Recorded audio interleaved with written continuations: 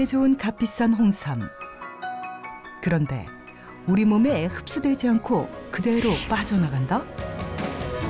홍삼의 유효 성분을 누구나 똑같이 흡수할 수 있도록 개발된 저분자 발효 홍삼.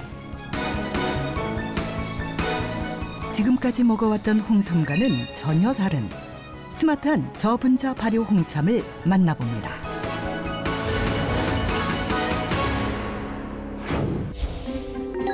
우리나라 인삼은 국제 교육품으로 큰 인기를 누렸습니다.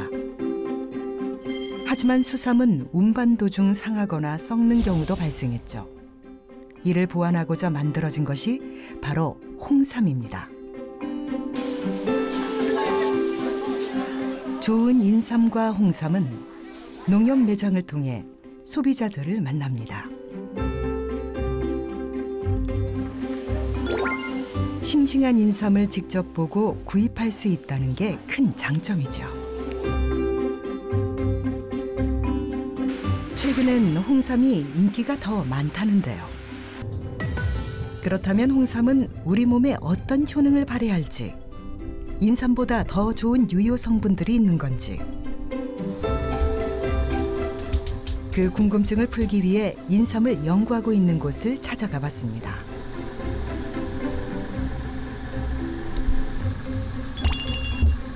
홍삼이 영양학적으로 조금 더 특별해 보이기도 합니다만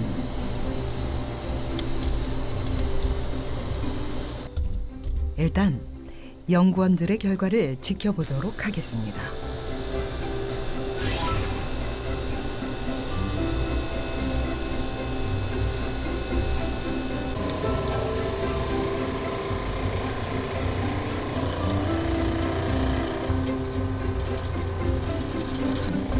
홍삼의 주요 성분인 진세노사이드 분석을 하기 위해서 전처리 과정 중 농축을 하는 단계입니다. 인삼을 홍삼으로 가공하면 사포닌 RG3라는 물질이 만들어지는데요. 이 물질은 우리 몸에 여러 가지 효과를 보인다고 합니다. 실제로 식약처에서 인정한 홍삼의 효과는 이렇게나 많습니다.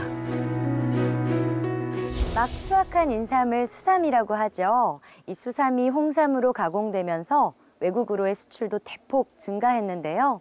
특히 일본에서는 남성들의 스태미너 회복에 도움이 된다고 하여 홍삼의 인기가 아주 높았다고 합니다. 현대에 이르러서는 홍삼을 이용한 음료, 화장품으로도 개발되어 그 인기를 계속 유지하고 있는 상황인데요. 여기 아주 특별한 방법으로 홍삼을 활용하고 있는 일본인을 소개하겠습니다. 홍삼은 일본에서도 각광받고 있다고 합니다. 오래전부터 귀한 약재로 대접할 정도였죠. 홍삼의 가치를 제일 먼저 알아봤기 때문입니다.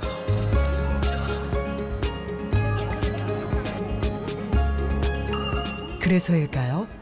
대부분의 일본인들은 홍삼에 대해 잘 알고 있었습니다. 特にはないですけど、野菜とかは取るようにはして。回復とか体の冷えとかそういうんじゃないですか。なんかドリンクがある、あれでよくお店とかで見ますけど。法人のドリンクは結構体にいいって聞くので飲んでる人はいると思いますよ。全身に効きそうだよね。昔から日本の時代劇とかでも高麗人参って出てきて高くて効果でやっぱり栄養っていうかなんか健康っていうの需要競争っていうんだけど、に効くって言ってなんか高いものだっていう結構子供の頃から見てました。 이곳은 우리나라의 한의원과 같은 동양의학 의원입니다.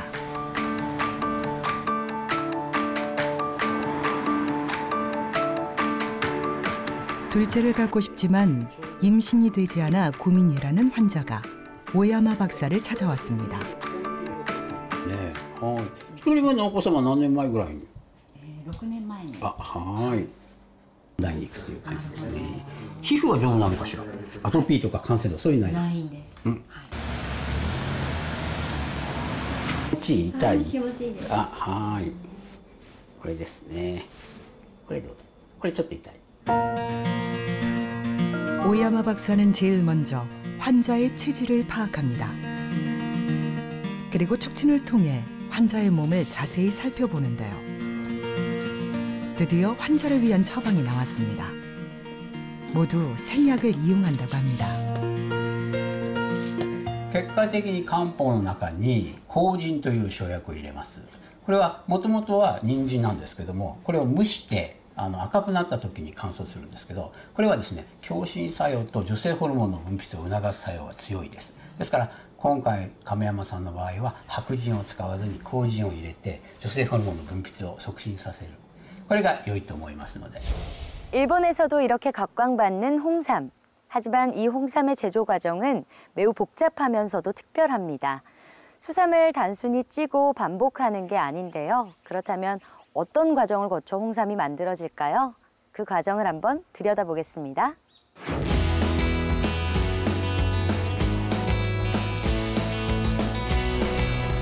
비옥한 땅에서 6년간 뜨거운 햇살과 비바람, 눈을 맞으며 자란 강화인삼. 그야말로 인고의 세월이라고 해도 무색할 정도인데요. 6년이라는 시간을 잘 버텨준 강화인삼이 드디어 하얀 속살을 드러냈습니다. 때문에 백삼이라고 불리기도 하죠.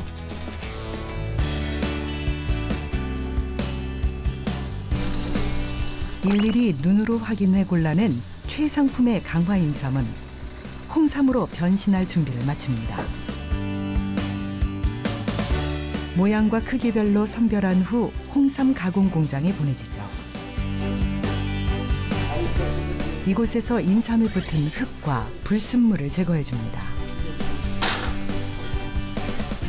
그리고 껍질을 벗기지 않고 그대로 기계에 넣어 쪄냅니다.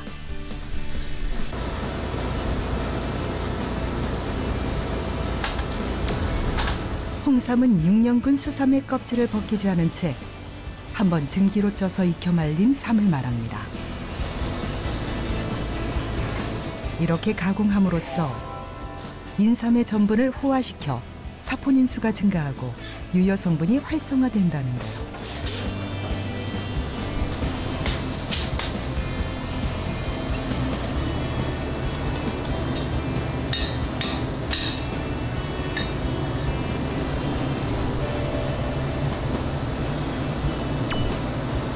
이렇게 기계에서 인삼을 증숙해 건조한 후 수분 함량이 15% 이하가 되도록 가공해줘야 홍삼으로서 그 가치를 인정받을 수 있다고 합니다.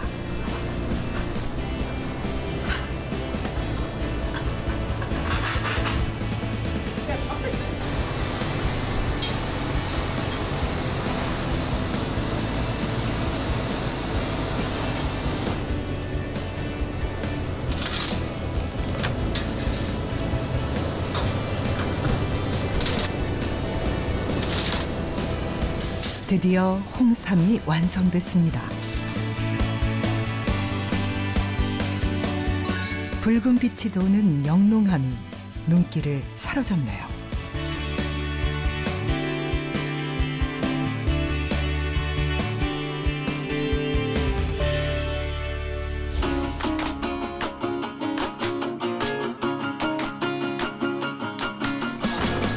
특별한 유효 성분으로 우리나라는 물론 외국에서도 인정받고 있는 홍삼.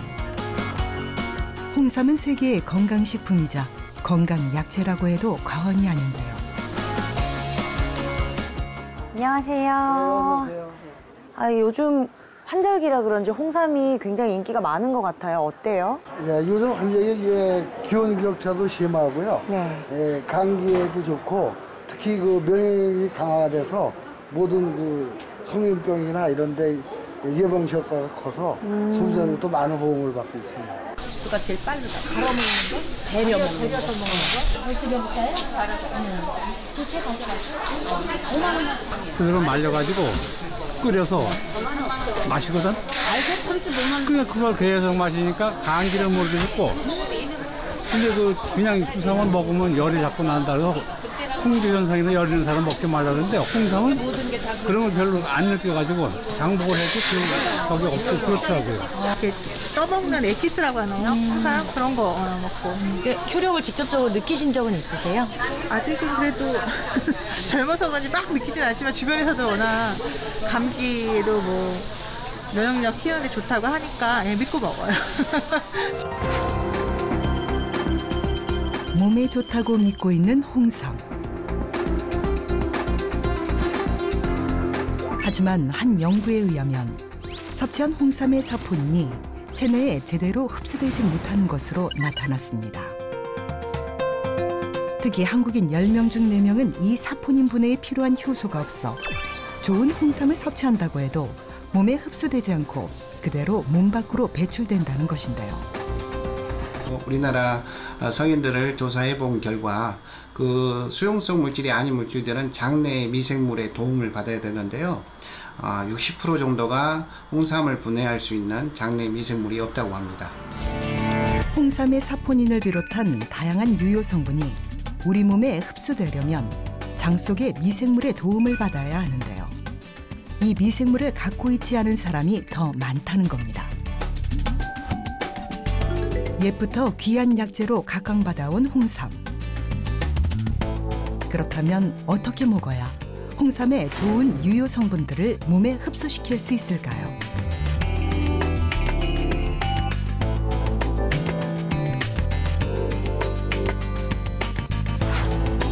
그 해답은 바로 저분자 발효 홍삼입니다. 홍삼을 저분자화에 발효시키면 홍삼의 유효 성분의 흡수율이 100배 이상 상승하고 홍삼의 사포닌 함량도 일반 홍삼에 비해 20배 이상 증가한다는데요. 때문에 홍삼 선택에 있어서도 현명한 판단이 필요하다고 볼 수 있는 거죠. 이렇게 각광받고 있는 우리의 홍삼. 하지만 얼마 전 홍삼에 대한 아주 흥미롭고 충격적인 연구 결과가 발표되었습니다. 이 귀한 홍삼을 꾸준히 먹어도 효과를 전혀 볼 수 없다는 사람들도 있다는 건데요.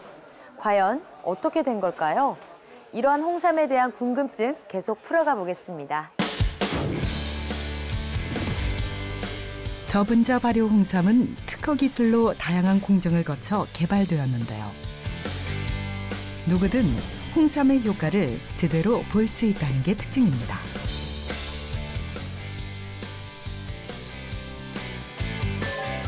그 이유는 장내 미생물의 도움 없이 몸에 흡수시킬 수 있도록 홍삼을 저분자화에 발효한 기술 때문입니다.